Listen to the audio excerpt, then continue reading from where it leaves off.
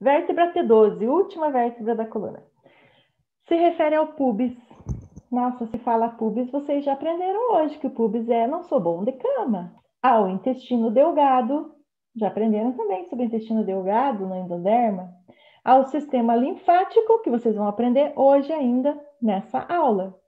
E as trompas de Falópio, que vocês já aprenderam também. Então, envolve conflitos sexuais sujos, muita sensação de culpa e cólera. Gente, veja que interessante, a pessoa se queixar de uma dor aqui, ó.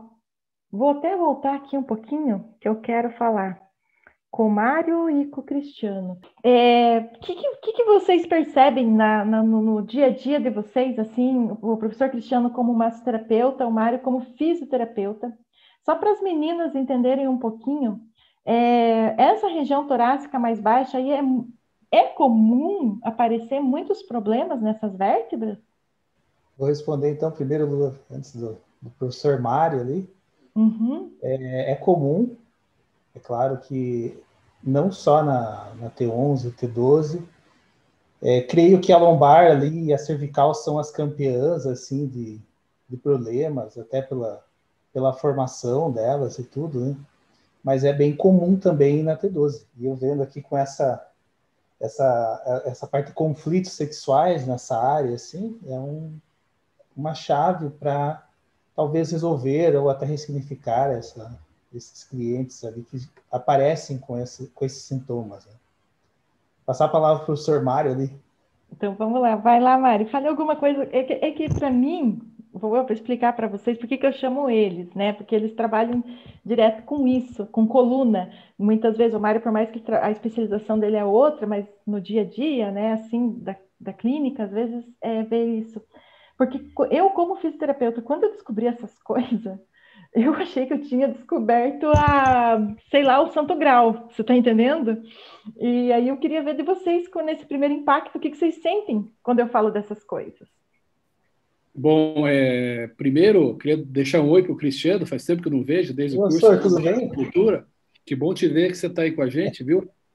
O Mário foi aluno do Cristiano, que maravilha.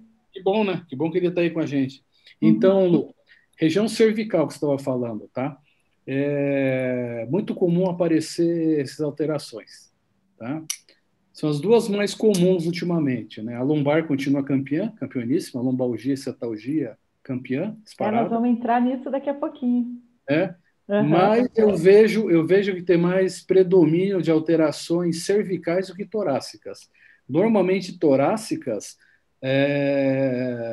são tipo T12, T10 até T12, entendeu? As alterações que eu vejo nas torácicas iniciais, lá por volta de T4, T5, T6, tem a ver com o conhecimento que a gente trouxe da acupuntura, lá que o Cristiano também trouxe isso para a gente também, que é uma região de referência da região lombar, né? Então você já começa a cruzar as informações que você vai ter de várias técnicas, né? E você vai correlacionando essa coisa toda. Uma coisa importante também que não se faz, que é uma correlação, mas que a gente acaba desenvolvendo um vínculo de confiabilidade com os pacientes também, é que alguns pacientes que têm bastante problema cervical, tá?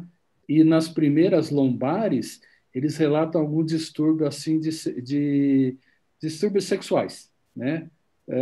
Não de sexualidade, né? Porque sexualidade é gênero, né? Mas distúrbios sexuais e principalmente homens, tá? Mais homens que mulheres, assim. Eu até estava pensando quando você estava falando aí, assim, eu fiquei assim, puxa vida, né? A gente pensa que muito mais as mulheres vão ter problemas, né? Até pela questão hormonal, questão de filhos, essa coisa toda, né? Porque pega essa quadril, região lombar, né? Mas se a gente fizer uma relação, extrapolar nossa relação assim, até a questão de pai e mãe, né? De transgeracional até, que é uma coisa importante que você está abrindo um pouco os olhos, que eu estou vendo que ultimamente isso é muito importante mesmo. Eu comecei a observar que homens, normalmente, a partir dos seus 50 anos de idade, eles têm essas alterações de relacionamento sexual, tem problema de de falta de libido, problema de, não tanto de ejaculação precoce, mas falta de ejaculação, aí já entra a coisa do pai e mãe, você já começa a conversar, mas meu amigo, o que aconteceu, né?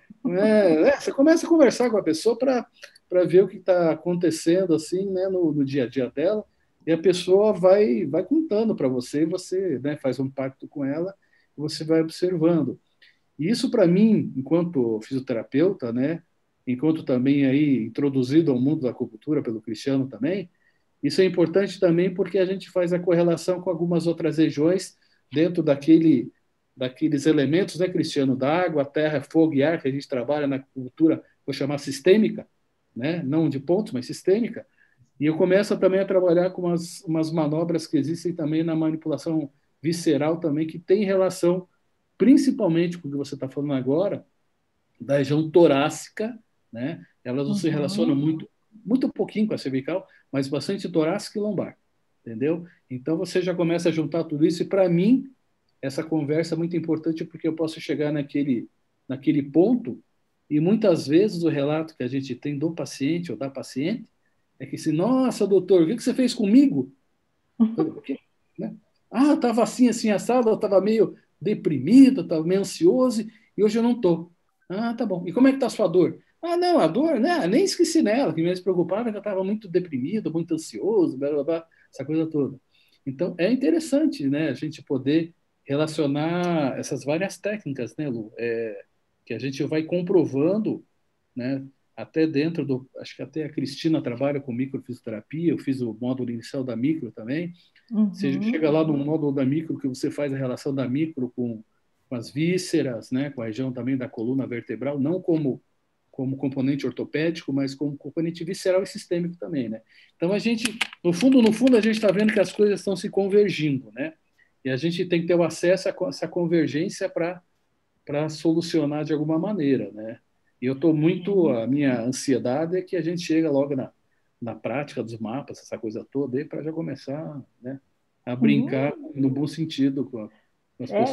Igual a Tina estava falando. A Tina falou, né, que ela está fazendo bioalinhamento, eles juntam isso, juntam aquilo, tem a reprogramação. Daqui a uns dias, eu ainda não vi uma junção da medicina tradicional chinesa com a medicina germânica de uma forma tão boa como que vocês dois trazem, porque eu converso muito com o professor Cristiano também, né? A gente sempre está trocando figurinhas e, de repente, futuramente, aí, quem sabe, não sai aí uma nova técnica, né?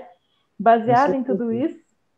Eu estava ali até sem a parte do vídeo, mas eu estava ouvindo ali a relação dos dedos dos pés ali, saindo um pouquinho da coluna, mas aonde... você viu que eu falei dos meridianos, professor? Como eu fui audaz? Olha, o hálux também tem 2 meridianos importantes, que a nascente, o ponto raiz ali do meridiano do baço, tem a ver com a mãe, lá que também tem relação com o pé, sai do dedo hálux.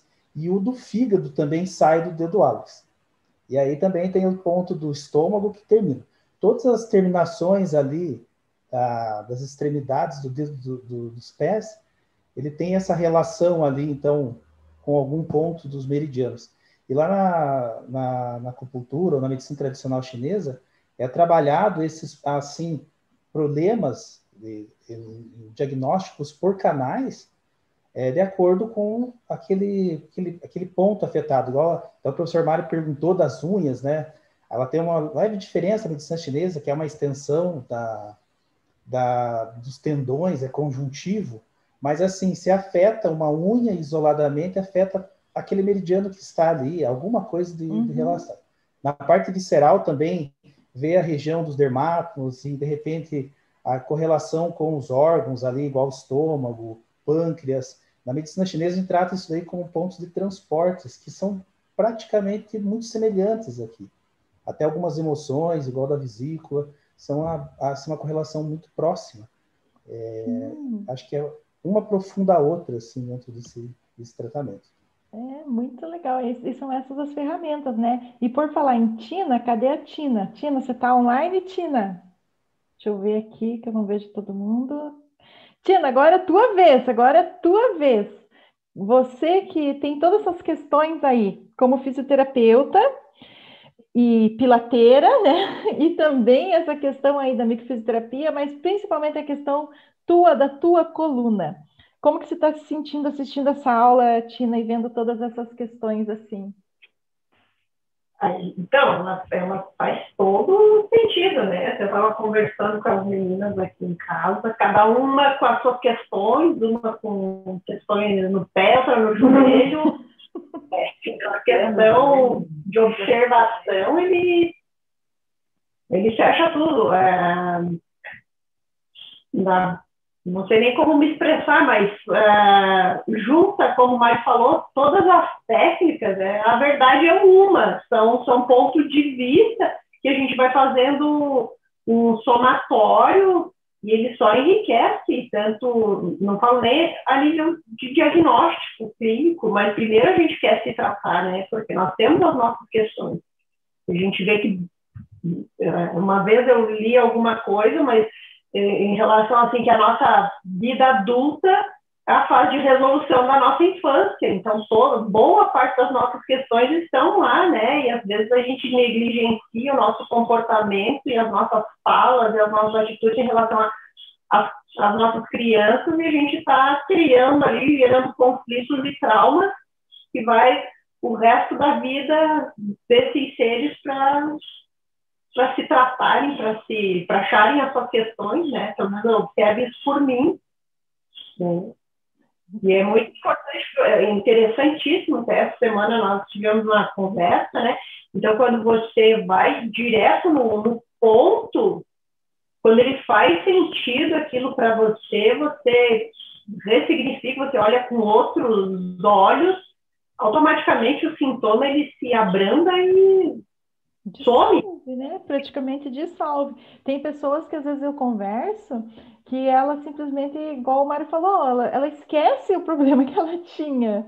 É impressionante, mas é essa técnica, esse conhecimento, né? E eu fico feliz, né, da opinião de vocês, porque daí as outras alunas elas podem ter uma noção também, porque vocês já vivem mais na prática essas questões, né? E como vocês falaram, né, vamos agora digamos, para a parte mais top, né, que é a lombar. Então vamos lá, né, vamos dar sequência.